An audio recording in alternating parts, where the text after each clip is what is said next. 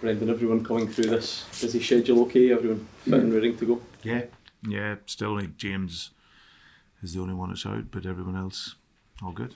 Last time we heard from you, you were calling on the Celtic fans to maybe trust you and trust the team a bit more in games like the St Mirren one. Is that going to be required again, potentially, this type of fixture that you face tomorrow evening? Perhaps that level of patience? I think a lot of the games over this period of time, they're, especially when you're going to come up against teams that are designated to sit in deep and close the space. So yeah, it's definitely an important part of the idea getting into games such as these. Why is it so important? Do you feel like can it spook players, even though you can try and get your message across? Is that the ultimate fear that they become anxious and don't do the things you want them to do? Yeah, listen. For me, it's always my job. Really, I always say it is to create an atmosphere that players here, both in the training centre and at Celtic Park and beyond that, can flourish and play play in the style of which the fans demand here. So and that there is all about positive mentality and that connection between both. So yeah, listen, Celtic fans are amazing for the team and for the players, and when everything's right up there, there is going to be moments, and like I say, over the course of the coming months, where like I say, teams will be sat in deep, and you might not be able to always play forward, and you have to come out and restart the attack again. I never asked the team to play around the houses and not be penetrative, and I think you see that in the goals that we score and the chances that we create. So, but no, it's an observation. I think everyone has the right to air their emotion and their feeling, and that was my feeling from the weekend. But now we look forward. What do you expect the reaction to be like tomorrow, Brendan, from the fans after your comments at the weekend? No, the supporters will support the team. Have you had to speak to Greg Taylor at all in the aftermath of that game? Is that something you've had to address with him personally? How is he? I have spoke to him. Yeah, he's absolutely fine. Yeah, I had a good chat with Greg just on a number of things. So, but yeah, he's good to go. Was his nose fine as well? Because you came in after he said he nearly broke his nose. Was that in the game? Yeah, he had a bite. That was obviously a part of going in to make sure he was okay, and he obviously rushed in to get some treatment. So, but yeah, he's fine. He's trained today, so he's good to go. How easy or difficult is it for the likes of Greg to ignore the noise when you're into the last few months of a contract, the crowd and whatnot? Is it easy for him to turn off to that? Yeah, I think Greg's clear on where he's at. For me, he's a dedicated Celt. He's been someone that's, nearly 6 years. I think tomorrow, if he plays, it's 200 games as a Celtic player, which is a lot of games. As a brilliant servant, and I hope he can continue to be that throughout my time here and beyond. So yeah, I think you see from his performance level, his concentration, his commitment to the team and to the club is always there, and there's always a little backdrop for every player and manager, but he copes with it really, really well, and you see that in how consistent he is in his performances.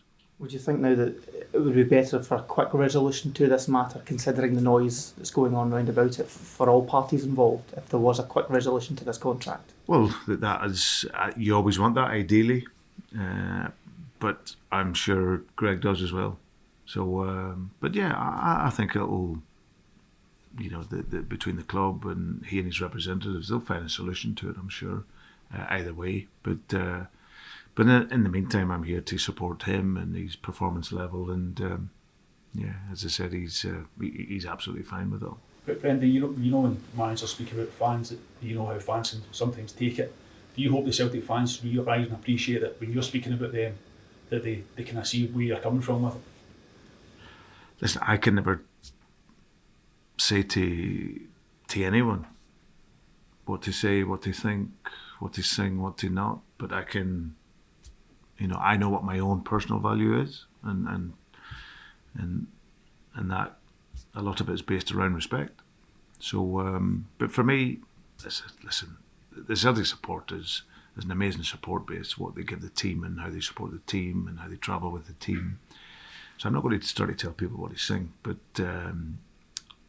like I said, for me, it's just that bigger picture around this period of games, in particular, where pitches are a wee bit lumpier than what they normally would be, and the game might be a little bit slower than what it can normally be. So that isn't always the fault of the players. That's just sometimes how it is. But for us, it's that support that can really help the team in what is a really, really grueling period for us. Brendan, you've been around the block too often now to be shocked by anything. I've been surprised by the scale of the debate that the comments provoked since the post-match. I have to be totally honest. I haven't seen anything. We played the game, we recover, we train, and then our focus is primarily on the game. I think it's obviously in your guys' world. Yeah.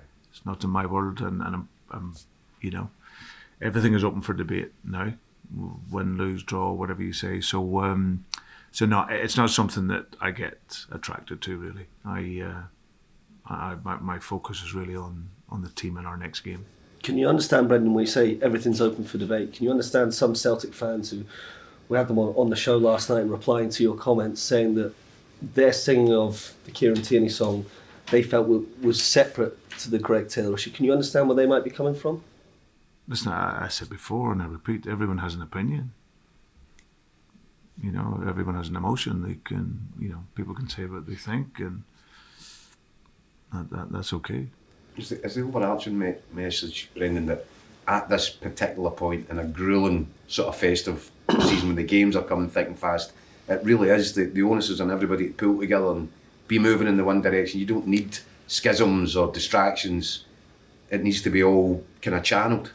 Yeah, I think I've said that a number of times in my time here, and it's just reinforcing really that the unity is the strength of this football club. So, and as a manager, and as I said, my priority since the day I walked in here has always been the players and the supporters.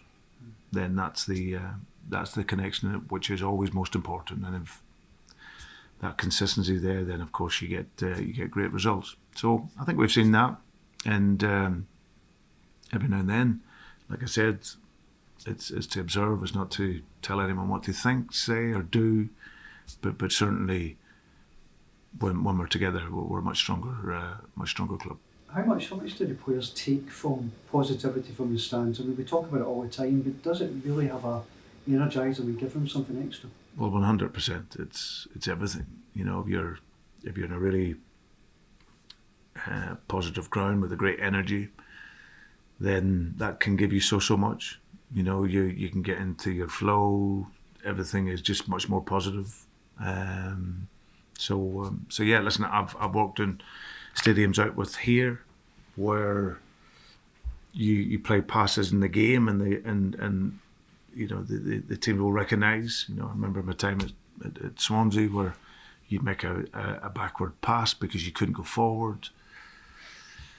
The crowd can recognise what was happening. They clap, they square the pass, then you play a forward pass and it changes the point of attack, and it's recognising the game. And that feels good for the players. They don't see that as a negative, it's to start a new attack. Because everyone wants to play forward, everyone wants to play vertical football, but it's impossible to do it for the whole game.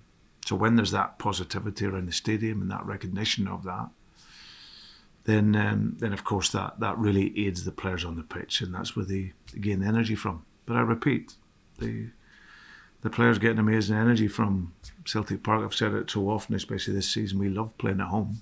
We love being there. So this isn't, you know, it's not a big issue at all. It's just an observation from a moment in the game, and we move on, and we and the players will get an incredible support as we always do. Ultimately, does the team's performance on the park determine the atmosphere in the stands? You go out and perform to your maximum. The crowd responds to that, and you dictate what made in this? Yeah, it's a bit of both. It's also can also be determined by the opponent and what their game is. You know, the point being is that you're going to play. There's two teams in the game. there's two teams, and we cannot forget that we're not playing against mannequins where, you know, it's 11v0 when you're just playing through them and then you score loads of goals. It's there's another team there that'll be normally set up very, very well and very well organised by really good coaching staff and managers. So that's the first challenge. The challenge then is to then break through that. And if you can break through it in the first 20 minutes, it's great. But you won't always do that. And if you don't, then you have to keep the penetration, keep the speed in the game until you can break that resistance. And very, very few times this season we haven't been able to do that. And but in the main, if we don't break through it early, my message is there's no need to fret, there's no need to panic. It's the game, it's the opponent maybe making it really difficult, either or you may missing chances or whatever. But yeah, it's a little bit of both. There's a number of things that determine, and normally it's the opposition making it really difficult for you, or maybe sitting deeper so there's not the space, so you spend more time with the ball trying to make your connections to break through. It's also important to you, Brendan, that you feel able to speak your mind with these things, to say what you think. But the Greg Taylor thing about the kind of way the team's playing is you're kind of saying what you think. Yeah. Well, as I'm not going to beat about the bush when I'm talking about the bush. So I'm experienced enough to say what I think and what I feel, but not in a derogatory way to anyone. I'm not, as I said, I'd be the last person. We coming back to here, and everything that I put myself through to come back to here. I'm so happy that I came back here and love my life and love my job here. But it's also important to be able to say what I think. Sometimes you're paid not to say what you think, but there are moments when you have to. And I'm at the stage now in my career, in my life, where I don't need to bite my tongue. Is it quite confusing because whether you were aware of it last season when you came back, people were saying, it didn't seem like quite the same manager it was the first time around. And now, you say what you think and it's like, you can't win in some ways, man. Well, you can't because then you've got an ego or something, or it's listen. It's the modern world, so it's okay. We just go on with winning football games. We win games, play well, and that's what's important. It illustrates how important you think the message is that you were prepared to stand up and say it, because the easier thing for you, as you've said, with the history, the recent history and all that, the easier thing for you to do would be to say nothing.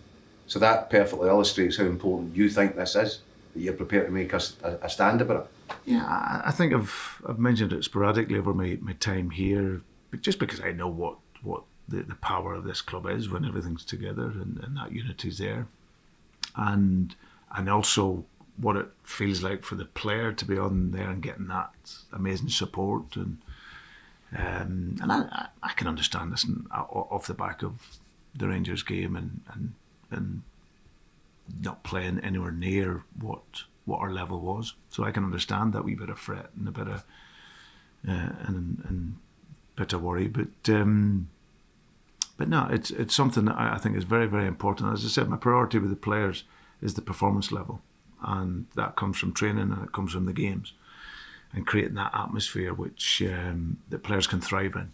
So that's all I'm here to do, is to manage and be the best that I possibly can be for Celtic in my time here, however long that is, and of course I will stand up for that. And then once the time's done, I can step back, wait for the next manager to come in, support him, and look forward to seeing 60 games of high-intensity football for 95 minutes every week, and I will be really happy. Well, seeing it from Dundee United, the last time you played them, actually, how well organised they are. It's not 11 mannequins. I mean, they really, under Jim, they seem to have really got that together. Very good. You see where they sit in the league. They clearly are getting results and performances. and doing very, very well. Made it very difficult for us up there. It was difficult conditions and everything else, but still we couldn't make the breakthrough that day. But I would like to think this will be a totally different game. Playing at home, availability of players, good performance at the weekend, and now look to back it up.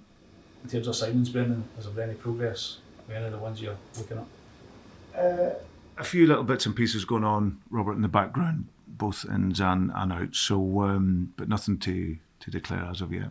Was like Stephen Welsh, do you expect that to go through the Belgium loan? And would that create a vacancy maybe for a B-list player in your Champions League squad, maybe a Dane Murray or someone? Well, we've brought Dane back for that purpose. You know, he's a young player that I really thought highly of. The bits I'd seen him, he obviously had horrendous spell with injuries, and we sent him to Queen's Park, where Callum and his team and the club done a brilliant job with him to ease him after a long injury period out. We virtually trained every day and got really good coaching, and was at a fantastic club there. So the whole idea then was to bring him back. Stephen's a player that's pretty much been a part of the fabric of this club for so many years. He's one of the guys that helps create the culture because they've come through the system. But there also comes a time when they need to look at their own career. So there's a possibility that he'll go out on loan. It's not confirmed yet, but for him to go out and then come back, it's quite an easy transition, really.